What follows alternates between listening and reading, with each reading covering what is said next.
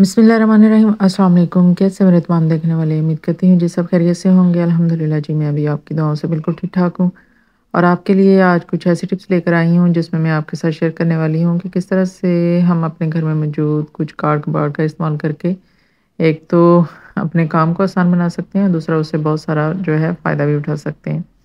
और दूसरा इसके साथ-साथ आपके साथ कुछ ऐसी टिप्स शेयर करने वाली हूँ कि घंटों के काम को किस तरह से हम जो है मिनटों में हल कर सकते हैं और अपना बहुत सा कीमती वक़्त जो है वो बचा सकते हैं। तो तमाम टिप्स से मुस्तफ़ीद होने के लिए आपने वीडियो को एंड तक देखना है ताकि आप भी इससे फ़ायदा उठा सकें। तो अपनी पहले आइडिया की तरफ बढ़ते हैं और यहाँ पे आप देख रहे हैं मेरे पास ये एक शॉपिंग बैग है। अमूमन हमारे घरों में जब हम शॉपिंग वगैरह करके लाते हैं तो इस तरह के बैग अक्सर जो है हमारे घर में पाए जाते हैं जो कि दोबारा शॉपिंग के लिए या किसी और चीज़ के मकसद के लिए हम यूज़ कर लेते हैं।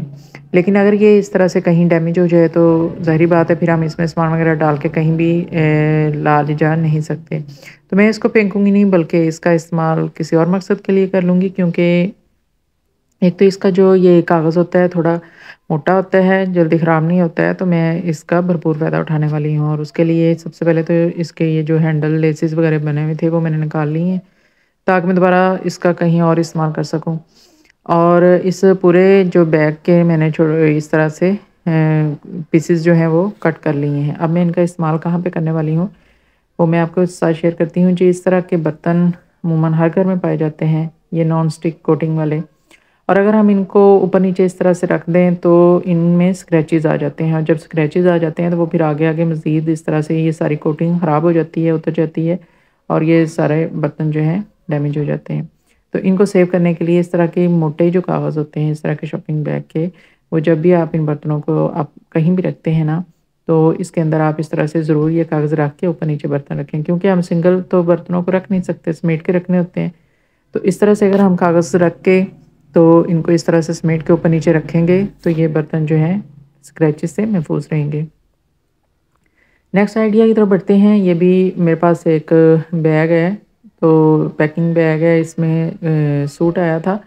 तो इसके इस तरह के हम या तो दोबारा से इसके अंदर कोई अपना सूट वगैरह पैक करके रख सकते हैं, लेकिन अगर हम सूट पैक करके नहीं रखते तो इसका इस्तेमाल हम और किस तरीके से कर सकते हैं।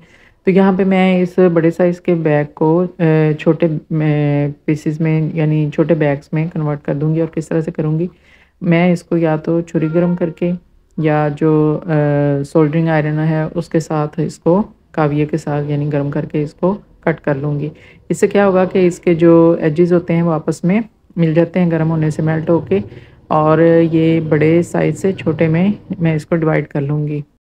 तो हम इस तरह से छोटे-छोटे पाउचेज़ जो हैं वो बना लेंगे और डिफरेंट मकसद के लिए हम उनका इस्तेमाल कर सकते हैं। अपने मसाला जात जो हैं वो हम छोटे इन पैकेट्स के अंदर जो है डाल के रख सकते हैं। अमूमन ये इस तरह के जो ये पैकिंग वाले बैग होते हैं ऊपर ज़िप लॉक वाले बने होते हैं या इस तरह से बटन वाले बने होते हैं। तो ज़िप लॉक वाले बने हुए हैं तो हम अलग-अलग से इस तरह से छोटे पैकेट बना के उनके अंदर अपने डिफरेंट मसाला जात जो हैं उनको पैक करके रख सकते हैं।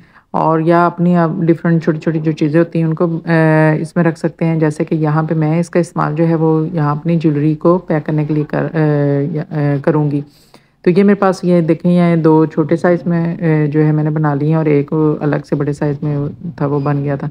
तो ख़ैर इसमें ये इस तरह की जैसे मेरे पास ये ज्वेलरी अगर मेरे पास अलग से कोई ज़िप लॉक बैग नहीं है, तो मैं इस तरह से जो ना खुद ही बना के ये बड़े बैग से तो अपनी ज्वेलरी को इस तरह से सेव कर लूँगी और ये जो हमारी आर्टिफ़िशियल ज्वेलरी होती है अमूमन इसमें ख़दशा रहता है कि ये अगर इसी तरह से बाहर पड़ी रहे तो ये ब्लैक हो जाती है। तो मैं इसको खुद ही यानी ये इस ट्रिक के साथ जो है इसकी पैकिंग करके इसको सेव कर लूँगी ताकि ये ब्लैक होने से बच जाए।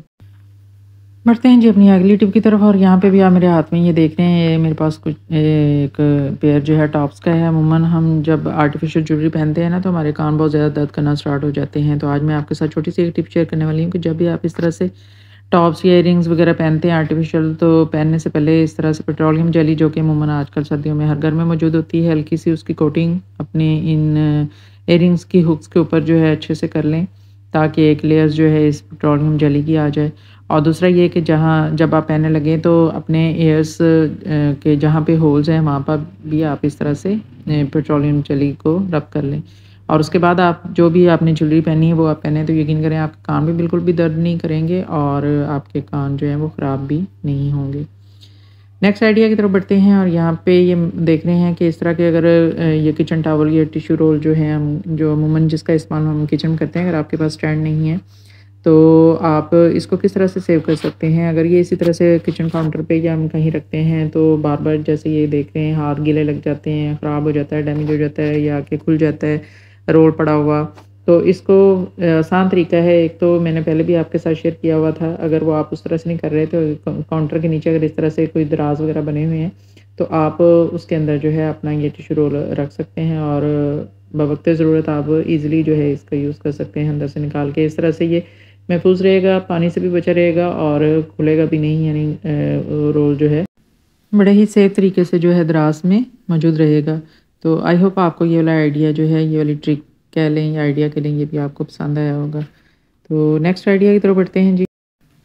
अच्छा जी, ये वाला मसला तकरीबन हर लेडीज़ को ही इसका सामना करना पड़ता है कि जब हम इस तरह से सिंक पे बर्तन वगैरह वॉश करने लगते हैं तो अमूमन क्या होता है कि पानी की छींटे हमारे कपड़ों पे बहुत ज़्यादा पड़ते हैं।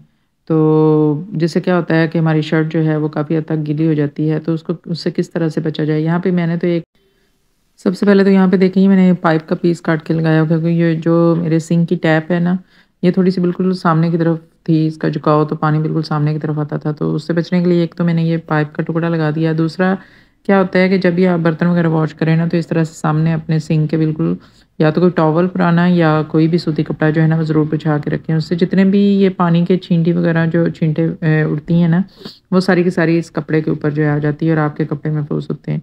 अगर आप डायरेक्ट देखें यहाँ पे काउंटर के ऊपर वो गिरेंगे तो वो उछल के जो है ना, पानी जितना भी होगा वो आपके कपड़ों पे छींटे पड़ती हैं। लेकिन कपड़ा अगर रख के हम बर्तन वॉश करते हैं तो अपने अंदर जो है वो पानी को अब्ज़ॉर्ब कर लेगा और आपके जो कपड़े हैं वो गीले होने से बच जाएँगे।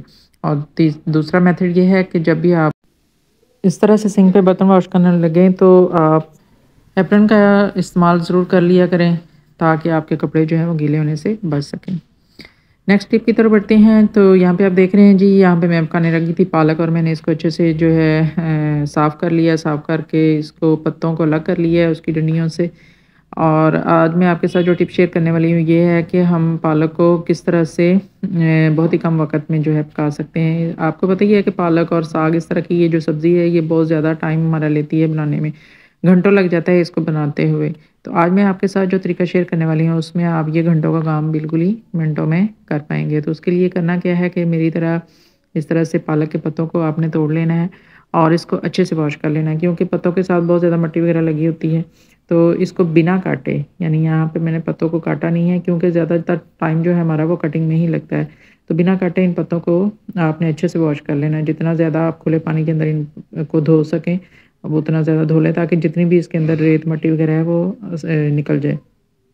तो बिना काटे आपने डायरेक्ट जो है पत्तों को तोड़ के कुकर में डाल दें अपने, अगर आपके पास कुकर मौजूद है, और अमूमन हर घर में ही मौजूद होता है।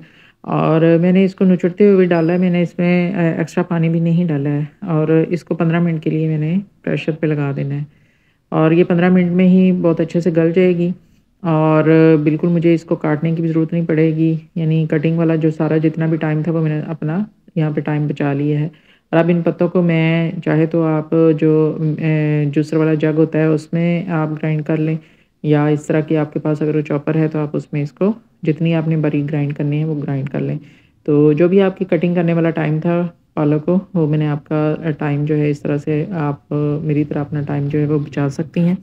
और ये देखें, ये जो बिल्कुल जो जिस तरह की मुझे चाहिए थी, जितनी उसकी जितनी मोटी मैंने उतनी उसको यहाँ पे चॉप कर लिया है, यानी ग्राइंड कर ली है।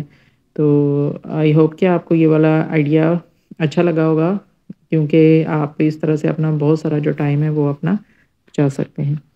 तो बढ़ते हैं जी अपनी अगली टिप की तरफ।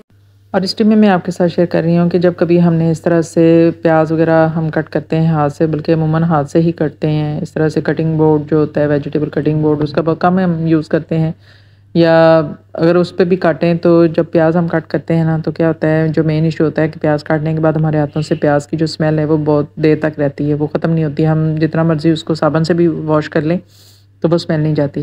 तो यहाँ पे छोटी सी एक टिप है आपके साथ शेयर करने वाली हूँ कि जब भी आप प्याज वगैरह काटें या लहसुन वगैरह छीलें तो उसकी स्मेल को दूर करने के लिए आप थोड़ा सा नमक या तो डायरेक्ट अपने हाथों पे लगा के अच्छे से मल लें, या इस तरह से थोड़ा सा पानी लेके उसमें मिक्स करके उस पानी के साथ जो है हाथों को अच्छी तरह से रब करना है। तो इस तरह से नमक वाले पानी से 1 मिनट तक हाथों को अगर आप अच्छे से धोएंगे, रब करेंगे, तो जितनी भी तेज़ स्मेल होगी वो प्याज काटने की और लहसुन छीलने की वो ख़त्म हो जाएगी। ये थी जी मेरी आज की टिप्स, छोटी-छोटी लेकिन बहुत ही मुफ़ीद और कारआमद। उम्मीद करती हूँ आपको पसंद आई होंगी। एक भी टिप आपको अच्छी लगी तो कमेंट सेक्शन में अपनी राय का इज़हार करके ज़रूर बताइएगा जी। और जो भी मेरे चैनल पर नए हैं, मेरे चैनल को ज़रूर सब्सक्राइब कर दिया करें जी। नेक्स्ट नई वीडियो में मुलाकात होगी इंशाल्लाह जी। तब तक अपना ढेर सारा ख्याल रखिएगा और मुझे दुआ में याद रखिएगा। अल्लाह हाफ़िज़।